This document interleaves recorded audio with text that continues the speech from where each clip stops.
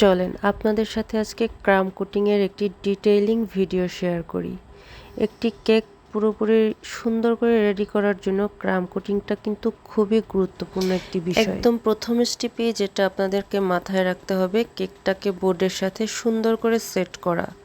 আর এজন্য কিন্তু আমি প্রথমেই বোর্ডের উপরে সুন্দর করে কিছু ক্রিম এবং এর সাথে গানাশও দিয়ে নিয়েছি। এতে করে কিন্তু কেকটা বোর্ডের সাথে খুব সুন্দর করে আটকে থাকবে, মানে দূরের কোথাও ডেলিভারির সময়ও এটা নড়ে যাওয়ার চান্সটা খুব কম থাকবে। সেকেন্ড যেটা গুরুত্বপূর্ণ বিষয়, কেকের নিচের লেয়ারে চেষ্টা করবেন সব সময় সুগার সিরাপটা একটু কম দেওয়ার। এতে করে কেকটা বোর্ডের সাথে খুব সুন্দর করে আটকে থাকবে এবং নড়ে যাওয়ার চান্স কমে যাবে। যেহেতু এটা একটি চকলেট কেকের বেজ ছিল, তো প্রথম লেয়ারে আমি সুগার সিরাপ দিয়ে এর উপরে ভালো করে চকলেট ক্রিম স্প্রেড করে নিয়েছি এবং এর উপরে কিন্তু ভরপুর চকলেট গানাশ দিয়ে দিয়েছি। আমাদের চকলেট কেকগুলোর ভিতরে এরকম প্রচুর পরিমাণে চকলেট গানাশ যায়। তো এর উপরে আবার আরেকটা লেয়ারে কেক দিয়ে, এখানে আমি যে কেকটা করেছিলাম টোটাল 4টা লেয়ার করেছি। তো 4টা লেয়ারই সেমভাবে ক্রিম এবং গানাশ যাবে।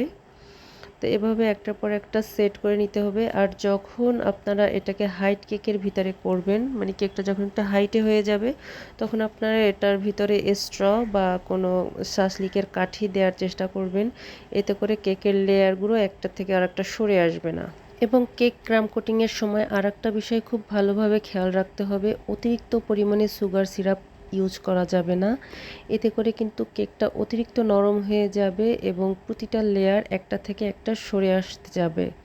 তো এই জন্য পরিমিত পর্যায়ে, মানে যতটুকু দরকার অতটুকু পরিমাণেই সুগার সিরাপ কিন্তু কেকের ভিতরে ব্যবহার করতে হবে, এর বেশি ব্যবহার করা যাবে না। তো কেকটাকে ক্রাম কোট করে ফাইনাল ফিনিশিংয়ের আগে অবশ্যই কমপক্ষে আধা ঘন্টার জন্য হলেও ফ্রিজে রেস্টে দিতে হবে। এতে করে হয় কি, কেকের উপরে যে একটা গুঁড়ি গুঁড়ি বা দানা দানা ভাব থাকে, এটা কিন্তু লক হয়ে যায়। তখন পরবর্তীতে যখন আপনারা ক্রিম দিয়ে ডেকোরেশন বা ফিনিশিং করতে যাবেন, তখন কিন্তু এই ক্রাম কোটগুলো আর উঠে আসবে না। ক্রাম কোট বলতে ছোট ছোট যে গুঁড়ি কেকের লাম্পসগুলো থাকে, এগুলো কিন্তু আর উঠে আসবে না। তখন ফিনিশিংটা খুব স্মুথ হবে। আর এটার জন্য আপনারা ক্রাম কোটটা করার সময় চেষ্টা করবেন একটু বেশি পরিমাণে ক্রিম দিয়ে কেকটাকে ক্রামগুলোকে লক করে নিতে। এবং আরেকটা বিষয় খুব ভালোভাবে খেয়াল করতে হবে, কেকটা যখন আমরা লেয়ারে লেয়ারে সাজাই অনেক সময় উঁচু নিচু হয়ে যায়।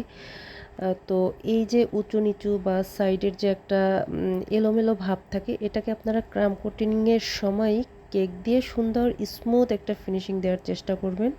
এতে করে পরবর্তীতে যখন আপনারা ক্রিম দিয়ে ফিনিশিং দিবেন, তখন কিন্তু ফিনিশিংটা খুব সুন্দর হবে। তো কেকের খুঁটিনাটি বিষয়ে আরও কারো কিছু জানার থাকলে কমেন্টস করতে পারেন, আমি উত্তর দেওয়ার ট্রাই করব। সবাই ভালো থাকবেন, আল্লাহ হাফেজ।